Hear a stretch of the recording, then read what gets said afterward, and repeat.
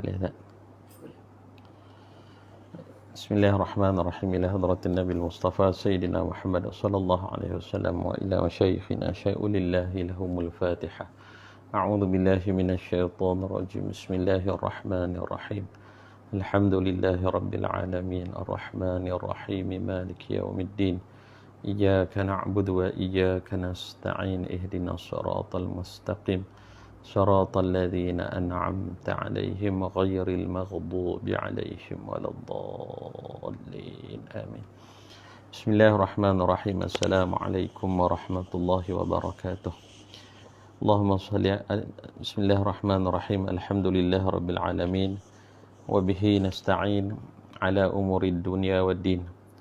اللهم صل على نور الأنوار وسر الأسرار وترياق الأغيار ومفتاح باب اليسار سيدنا محمد المختار وآله الأطهار وأصحابه الأخيار عدد نعم الله وإفضاله. سبحانك لا علم لنا إلا ما علمتنا إنك أنت العليم الحكيم. اللهم انفعنا بما علمتنا وعلمنا ما ينفعنا. رب اشرح لي صدري ويسر لي أمري واحلل عقدة من لساني يفقه قولي. Waba'd. Alhamdulillah kita rafa'kan rasa syukur kita kepada Allah Subhanahu wa taala. Dengan kasih sayang Allah Subhanahu wa taala dapat kita bersama-sama meneruskan pembacaan kitab ataupun buku 40 hadis penawar hati, yang mana kita teruskan majlis sebagai majlis tazkirah, ingat memperingati melalui pembacaan dan penghayatan hadis Nabi sallallahu alaihi wasallam, dan kita sama-sama menghayati sabdaan Nabi sallallahu alaihi wasallam sebagai melembutkan dan sebagai usaha ke arah membersih ataupun menyucikan hati kita, yang mana buku ini diberi tajuk Penawar Hati. Sudah semestinya penawar ini adalah bagi orang yang sakit, dan kita semua dalam kita mengambil pengajaran-pengajaran daripada hadis Nabi sallallahu alaihi wasallam, diumpamakan seperti orang yang sakit yang berhajat kepada penawar. Ini penawar itu untuk menyucikan, dalam usaha untuk kita membersihkan hati kita dalam memanfaatkan ruang dan peluang kehidupan yang Allah Subhanahu wa taala anugerahkan kepada kita. Maka kita isikan dengan ketaatan kita kepada Allah Subhanahu wa taala. Maka salah satu cara untuk kita untuk hati kita cenderung ke arah kebaikan adalah melalui penghayatan kita kepada hadis-hadis baginda Nabi sallallahu alaihi wasallam. Dan dalam masa yang sama, hati kita perlu mendengar ancaman-ancaman yang telah diceritakan, diterangkan di dalam Al-Quranul Karim dan di dalam hadis Nabi sallallahu alaihi wasallam, sebagai untuk mengelakkan kita daripada melakukan apa yang dilarang oleh baginda Nabi sallallahu alaihi wasallam. Baik, pada hadis yang kita akan bacakan pada malam ini, pada hadis yang ke-12, iaitu hadis yang diberi tajuk oleh penyusun, hindari doa orang yang zalim. Hindari doa orang yang dizalimi. وبالسند المتصل وبه عن ابن عباس رضي الله عنهما أن رسول الله صلى الله عليه وسلم بعث معاذا إلى اليمن faqala ittaqi da'watal mazlum fa innahu laysa bainaha wa bainallahi hijab. Rawahu Tirmizi wa qala hasanun sahihun. Artinya daripada Ibnu Abbas radhiyallahu anhuma berkata bahawasanya Rasulullah sallallahu alaihi wasallam mengutuskan Muaz ke negeri Yaman untuk menjadi amir dan qadi. Lalu beliau bersabda kepadanya, hindarilah doa orang yang terkena zalim, orang yang dia zalimi, maka sesungguhnya tidak ada antara doanya itu dan antara Allah Subhanahu wa taala sesuatu yang mendinding ataupun menghijab. Hadis riwayat Al-Imam Tirmizi. Hadis ini diriwayatkan oleh Sayyidina Abdullah bin Abbas radhiyallahu anhuma yang telah kita lihat sedikit sebanyak peribadi di dalam hadis yang lepas. Kita telah melihat tentang perihal tentang Ibnu Abbas radhiyallahu anhuma. Apabila disebutkan dengan anhuma radhiyallahu anhuma, maka ayahnya itu adalah seorang yang beriman dengan Nabi sallallahu alaihi wasallam, iaitu bapa saudara Nabi sallallahu alaihi wasallam, iaitu Sayyidina Abbas bin Abdul Muttalib. Itu dan Abbas ini mempunyai 3 orang anak. Yang pertama yang pertama itu Fadl, Al-Fadl, yang kedua Abbas dan yang ketiga Qutham. Maka Abdullah bin Abbas merupakan anak kepada Sayyidina Abbas, bapa saudara Nabi sallallahu alaihi wasallam, yang mana beliau ini lahir tahun ketiga sebelum hijrah. Sebelum hijrah Nabi sallallahu alaihi wasallam beliau dilahirkan, dan beliau ketika Nabi sallallahu alaihi wasallam wafat, umurnya ketika itu sekitar 13 tahun. Dia riwayatkan daripada Nabi sallallahu alaihi wasallam sekitar 1660 hadis. 1660 hadis. Kita boleh bayangkan seorang anak kecil, kalau Nabi sallallahu alaihi wasallam wafat ketika tu umur dia 13 tahun. Kalau kita sekarang ni tingkatan 1 lah kan. Walaupun singkat masa 13 tahun. Mana Nabi wafat dia baru awal remaja, tetapi menghafal atau meriwayatkan hadis daripada Nabi sallallahu alaihi wasallam itu sebanyak 1660 hadis. Bezalah di antara kita zaman sekarang, tingkatan 1 masih berperwatakan budak-budak kan. Lain daripada zaman Nabi sallallahu alaihi wasallam, tingkatan 1 ataupun 13 tahun dah mempunyai jasa yang besar terhadap Islam. Itu dia meriwayatkan daripada Nabi sallallahu alaihi wasallam 1660 buah hadis. Itu Sayyidina Abdullah bin Abbas, seperti yang kita ceritakan dalam pertemuan yang lalu, beliau wafat di Taif. Mana-mana jemaah umrah yang menziarahi Taif mesti akan menziarahi, akan dibawa ziarah ke Masjid Sayyidina Abdullah bin Abbas di Taif. Di situ beliau diwafatkan. Beliau wafat dan di situ juga ada makam ulama terkenal Nusantara, Syekh Daud Al-Fatani. Itu Abdullah bin Abbas, dan dia ni sering ke rumah Nabi SAW.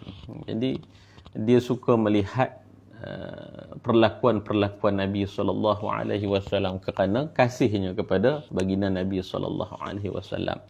Macam mana dia boleh suka ke rumah Nabi SAW? Kerana isteri Nabi SAW antaranya Sayyidatina Maimunah.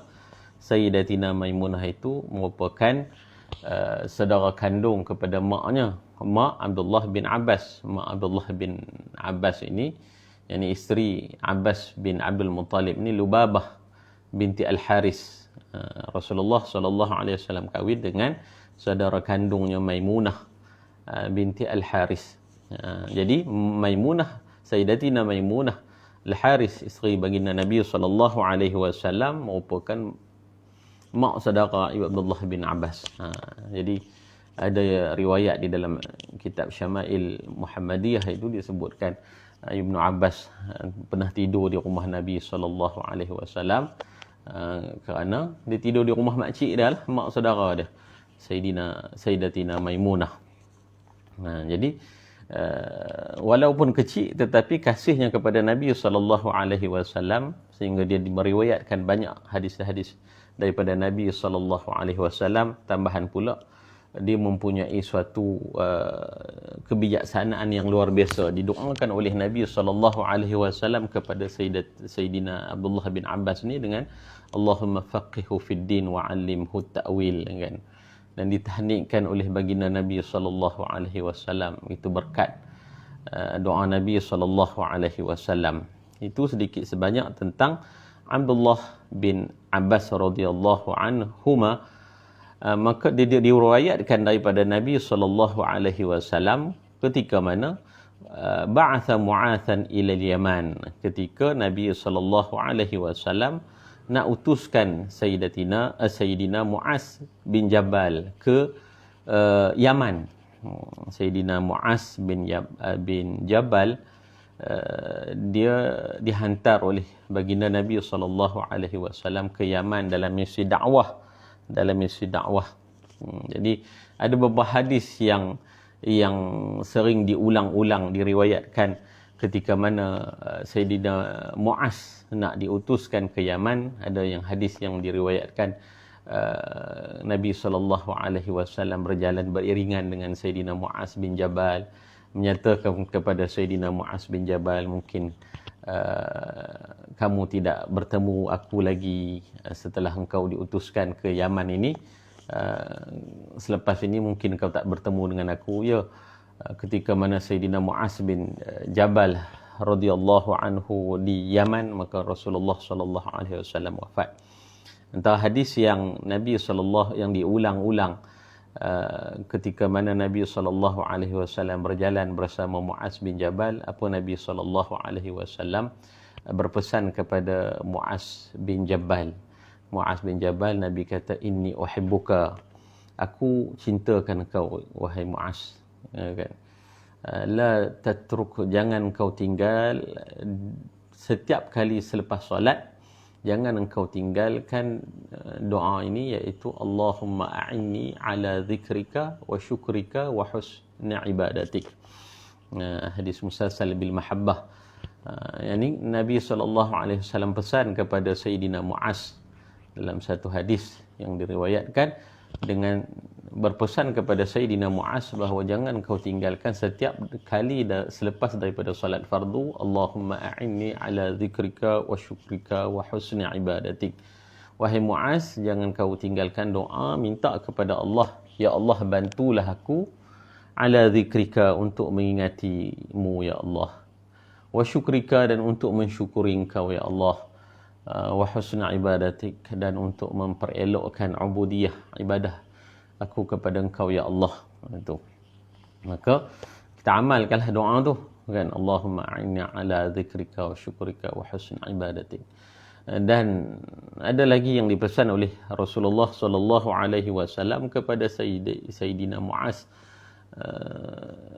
la yazalu lisanuka ratban min zikrillah, jangan biarkan lidah engkau kering daripada mengingati Allah Subhanahu wa taala.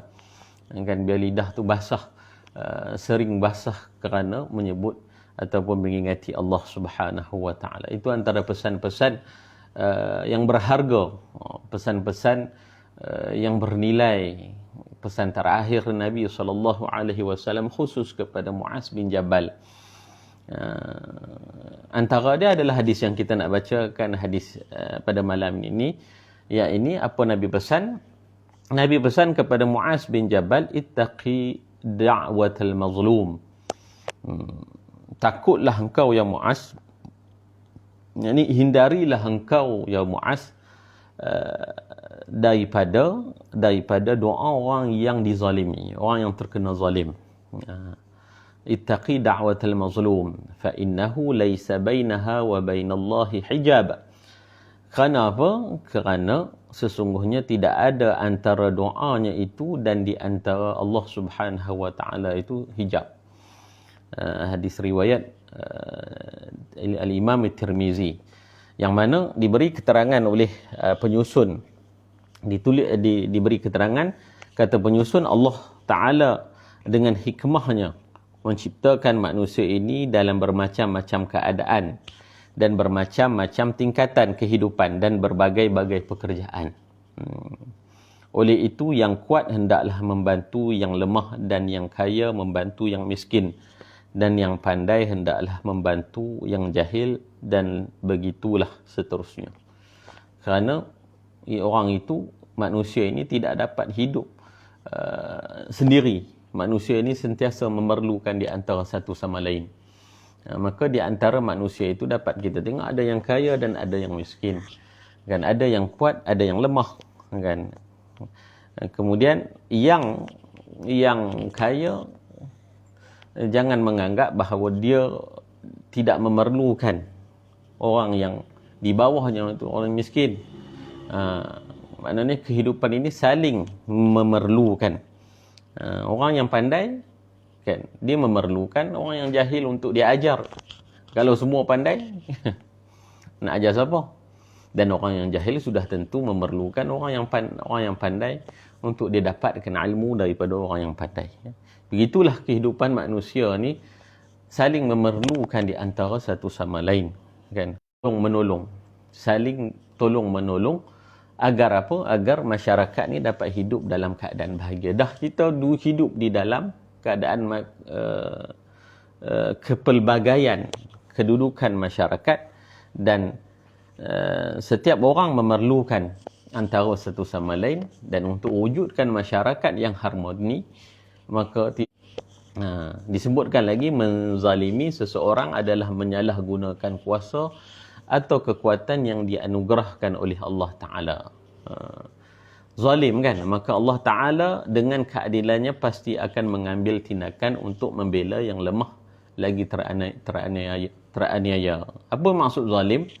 Maksud zalim wad'u syai', kan, fi ghairi mawdi'ihi, kan, meletakkan sesuatu bukan pada tempatnya, kan. Orang yang sepatutnya kita bantu, kan, sepatutnya kita bantu, kita melakukan sebaliknya. Orang yang sepatutnya kita gembirakan, tetapi kita sakiti orang. Orang yang sepatutnya kita memerlukan bantuan kita, dalam masa yang sama kita menindas orang tersebut. Itu yang dinamakan kezaliman, kan. Wad'u syai', meletakkan sesuatu fi ghairi mawdi'ihi, meletakkan sesuatu bukan pada tempatnya. Dalam hadis yang sebelum ini kita tengok, seekor haiwan pun kalau kita tak berikan haknya, itu dinamakan zalim. Apatah lagi manusia. Apatah lagi manusia yang Allah Subhanahu wa taala sebut di dalam Al-Quran, walaqad karramna bani Adam. Allah Subhanahu wa taala muliakan seluruh anak Adam. Maka lebih-lebih lagi sesama manusia ini dilarang untuk kita menzalimi antara satu sama lain. Maka kerana itu doa orang yang kena zalim adalah mustajab dan terus saja diterima oleh Allah Ta'ala Subhanahu wa taala.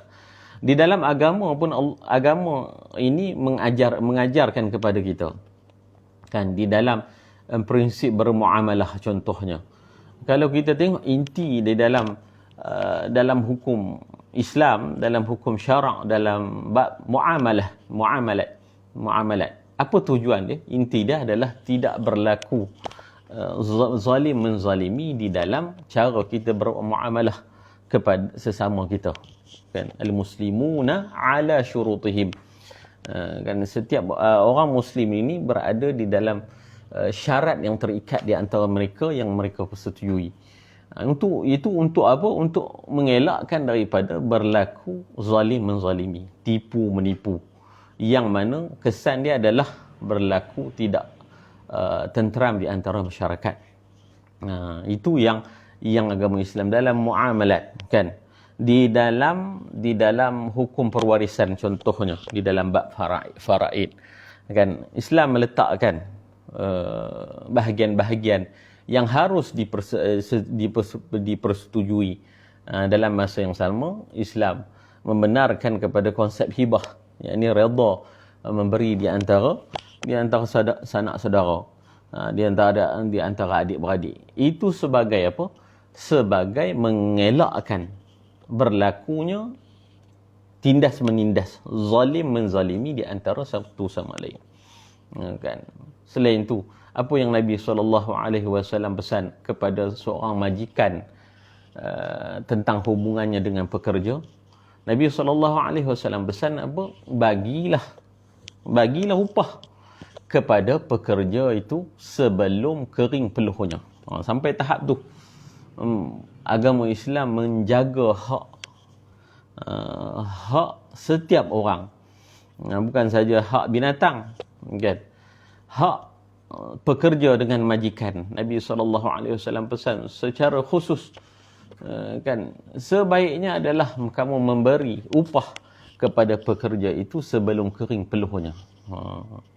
Itu pesanan. Sebagai apa? Sebagai mengelakkan daripada berlaku zalim menzalimi. Setelah Islam mengajarkan kepada kita panduan-panduan yang begitu halus tentang hak-hak dengan orang sesama manusia ini, hak sesama manusia ini bukan hak antara kita sesama Muslim saja, hak sesama manusia secara umum.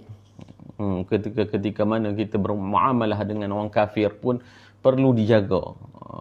Apatah lagi kita bermuamalah dengan orang Islam sesama Islam, ada dasar ukhuwah, innamal mu'minuna ikhwah. Itu perlu kita jaga di dalam kita bermuamalah sesama manusia. Maka setelah Islam mengajarkan kepada kita hak-hak orang, hak-hak sesama manusia harus kita penuhi, maka dia ada ancaman yang Nabi SAW pesan kepada Muaz dan pesan kepada kita secara keseluruhannya sebagai umat baginda Nabi SAW. Nabi kata, doa orang yang zalim ini dengan Allah Subhanahu wa taala tiada hijab. Itu kita kena hati-hati. Maka kerana itu, doa orang yang kena zalim adalah mustajab dan terus saja diterima oleh Allah Ta'ala.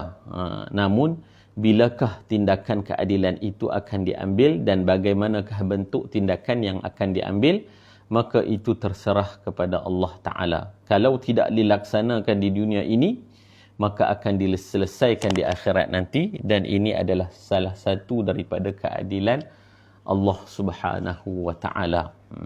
Kalau kita terlepas di dalam hukum dunia, kan, sebagai contoh, kita menzalimi orang, kita bawa kes ini ke mahkamah, kemudian kerana kepandaian orang yang kita lantik sebagai peguam itu berhujah dan mendatangkan pelbagai helah, dan akhirnya kita terlepas. Kita kena ingat kebenaran itu yang Maha Tahu adalah Allah Subhanahu wa Ta'ala. Walaupun kita terlepas di dalam hukum dunia, maka Allah Subhanahu wa Ta'ala Maha Tahu, dan kita akan melalui alam akhirat dengan keadaan hak orang lain kita telah zalimi. Dan dalam masa yang sama, orang yang kalah walaupun dia di dalam dunia ini dia telah jelas dizalimi, maka dia dengan Allah Subhanahu wa Ta'ala itu tidak punya hijab untuk dia terus berdoa kepada Allah Subhanahu wa Ta'ala. Itu kena takutlah, kena takut terhadap kerja buat kita sesama manusia ni. Jangan sampai kita menindas ataupun melakukan kezaliman kepada orang lain. Seperti yang saya sebutkan sebelum ni, kita dengan kesalahan kita dengan Allah Subhanahu wa taala datang seinsaf dengan Allah Subhanahu wa taala, dan kita bertaubat kepada Allah Subhanahu wa taala dengan taubat yang sebenar-benarnya. Tetapi dengan kesalahan kita dengan manusia, tidak kita perlu mengembalikan haknya, ataupun meminta maaf kepada orang yang kita telah zalimi.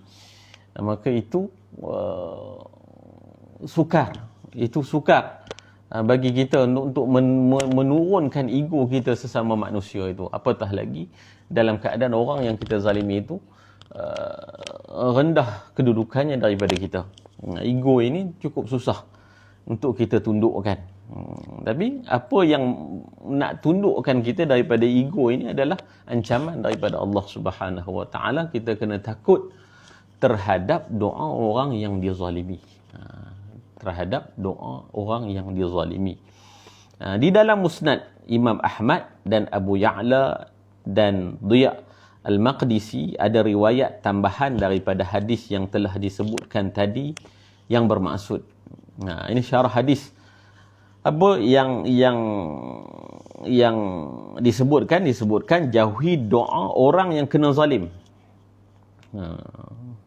Walaupun ia adalah orang kafir. Walaupun kita berlaku zalim dengan orang yang kafir, kena takut. Kerana dia dengan Allah Subhanahu wa taala ini tiada ada hijab. Apa-apa yang disebutkan kerana geramnya kepada kita, disebutkan kerana kita telah menzalimi dia, maka Allah Subhanahu wa taala dengar rintihan dia, maka disebutkan kerana doanya tidak terdinding. Cuba bayangkan kalau orang kafir yang terkena zalim, doanya akan dikabulkan oleh Allah Ta'ala, maka betapa lagi kalau hanya fasik. Orang fasik. Fasik ni apa? Fasik ni orang yang berterusan melakukan dosa. Orang Islam tetapi dia ni pun bukan baik sangat. Kan dia melakukan kesalahan-kesalahan dengan Allah Subhanahu, dosa-dosa dengan Allah Subhanahu wa taala, tetapi dia seorang Islam, itu dipanggil fasik. Tak ada sebab untuk kita melakukan dengan siapa pun, hatta orang kafir yang tak beriman dengan Allah Subhanahu wa taala, kita tidak ada hak untuk menzalimi mereka. Tidak ada hak untuk ketika mana kita bermuamalah dengan mereka, maka hendaklah kita bermuamalah seperti mana telah ditetapkan oleh ajaran Islam, iaitu menunaikan hak-hak di antara sesama manusia yang mana kita bermuamalah. Maka betapa lagi kalau hanya fasik, dan apatah lagi kalau ia seorang yang beriman dan rajin berbuat ibadat dan taat kepada Allah Ta'ala. Kalau orang fasik pun kita kena takut, kalau kafir pun kita kena takut doanya dimakbulkan oleh Allah Subhanahu wa taala. Kalau orang kafir, kalau orang fasik, apatah lagi orang-orang yang soleh yang kita melakukan kezaliman terhadap mereka, sudah tentu hubungan dengan Allah mereka itu rapat dengan Allah Subhanahu wa taala. Lebih-lebih lagi kita perlu takut dengan doa mereka, dalam hal yang lain yang lebih besar kita perlu takut adalah kemurkaan Allah Subhanahu wa taala. Kerana di dalam kita berbuat zalim kepada orang itu mendatangkan kemurkaan Allah Subhanahu wa taala. Sepatutnya kita melihat bahawa kemurkaan Allah Subhanahu wa taala itu lebih-lebih lagi patut kita bimbang, kita takut. Sebab itu kita hindari daripada melakukan kezaliman kepada orang lain. Kalau kita melakukan kesalahan dosa dengan Allah Subhanahu wa taala, maka banyakkan bertaubat kepada Allah Subhanahu wa taala, istighfar kepada Allah Subhanahu wa taala. Kalau kita melakukan kesalahan ataupun pernah melakukan kesalahan dengan manusia, maka kita bertaubat kepada Allah Subhanahu wa taala dan meminta maaf kepada orang yang kita telah zalimi.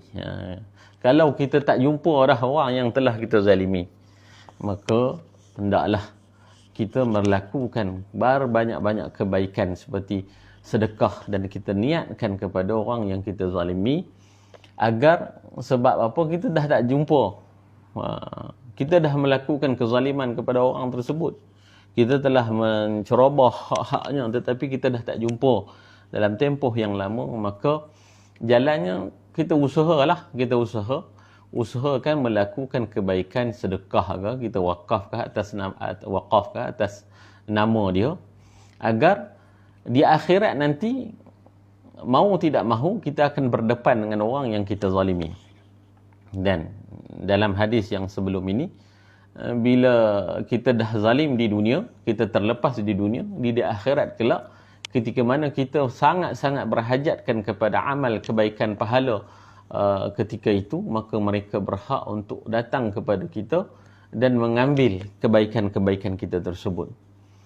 Jadi kalau kita terlanjur melakukan dan kita tidak jumpa orang-orang yang macam ni, banyakkan kita melakukan kebaikan atas nama mereka.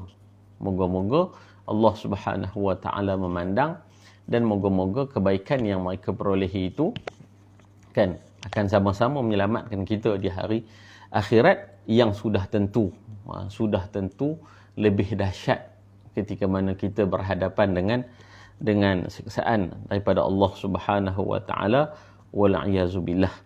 Jadi daripada hadis yang kita bacakan pada hari ini dan pada yang minggu lepas, kan, pada minggu lepas berlaku zalim terhadap haiwan, kan, berlaku zalim terhadap haiwan. Maka Rasulullah SAW pesan kepada Muaz, kamu kena takut orang yang dilakukan kepada mereka ni kezaliman terhadap mereka. Kerana apa? Tidak ada hijab. Dengan haiwan pun tak boleh, apatah lagi dengan manusia.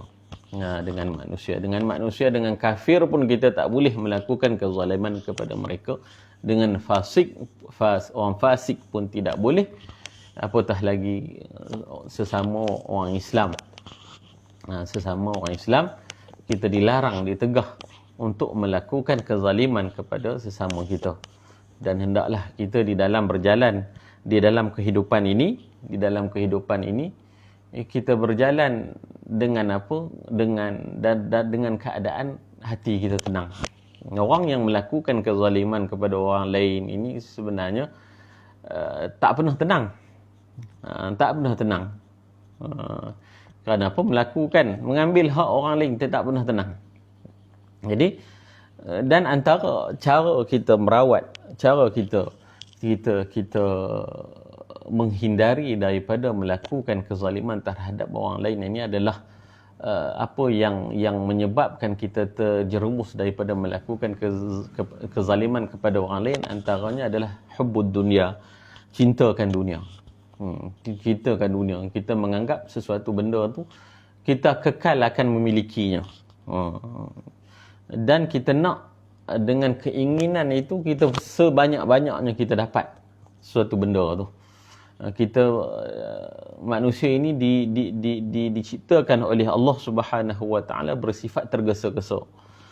Dengan sifat tersebut dan dengan sifat cintakan dunia ini, maka terkadang itulah menyebabkan manusia ini sanggup menindas di antara satu sama lain. Kita tengok kehidupan Nabi SAW dalam melayani dunia ni. Tengok akhlak Nabi SAW. Kerana Nabi SAW ni, kehidupan Nabi ini merupakan cahaya yang merawat kehidupan umat. Nak tengok kayu ukur akhlak itu, bagaimana seorang insan yang sebaik makhluk ini melayani dunia ini. Nabi SAW dalam perihal tempat tidur Nabi sebagai contoh, sebagai perihal tempat tidur Nabi, satu hari Aisyah didatangi oleh seorang wanita Ansar, kan, wanita Ansar datang kepada Aisyah, dan dia melihat tempat tidur Nabi, kan, dia melihat tempat tidur Nabi, kan, tengok tempat tidur Nabi ini kulit yang di dalam dia dimasukkan dengan pelepah tamar, sudah tentu tak selesa mungkin. Jadi wanita Ansar ini ditawarkan kepada Aisyah, dia nak buat, dia balik, dia buat satu tempat tidur, satu hamparan yang dimasukkan dengan bulu-bulu kambing, kan, bulu biri-biri, kan, lembut. Kemudian dibawa kepada Sayyidatina Aisyah, maka dihadiahkan kepada Sayyidatina Aisyah untuk diberi kepada Nabi SAW. Maka ketika Nabi SAW pulang, Aisyah berikan kepada Nabi SAW, maka Nabi SAW melihat, dan Nabi SAW kata apa? Kembalikan kepada dia, kembalikan kepada wanita ini. Kerana apa? Kerana Nabi SAW kata, kalau aku maukan kemewahan dunia, nescaya ditukarkan lembah emas kepada aku boleh hidup. Tetapi bukanlah matlamat baginda SAW untuk melayani kehidupan dunia. Jadi bila keinginan dunia, kecintaan dunia kepada dunia ini, kita tengok kepada kehidupan Nabi SAW, maka itu jalan untuk apa? Untuk tidak kita melakukan kezaliman kepada orang lain. Ini sifat tergesa-gesa untuk kita memiliki habuan dunia ini, sehingga mengambil hak orang lain ini perlu dirawat dengan apa? Dengan melihat kehidupan Nabi SAW membuang kan, keinginan dunia. Tidak salah kita memiliki ataupun berusaha di dalam dunia, tetapi tidak diletakkan di dalam hati kita. Di dalam hati kita. Lebih daripada itu, dalam perihal tempat tidur Nabi pun adalah dalam riwayat yang lain, Hafsah ni siapa? Hafsah ni isteri Nabi SAW, anak Sayyidina Umar. Hafsah sebut, satu hari Nabi SAW, ketika Nabi SAW di rumah, pada giliran aku, Nabi SAW akan tidur di dalam satu hamparan, yang di dalam dia pelepah tamar, di dalam dia sabut tamar. Kemudian Nabi biasa tidur. Kemudian satu hari Hafsah tengok cara hamparan ini menyebabkan mungkin Nabi kurang selesa. Jadi dilipatkan hamparan tidur tu menjadi 4, agar apa? Lebih selesa. Dan Nabi SAW tidur di atas hamparan tersebut. Kan, esoknya Nabi SAW bangun.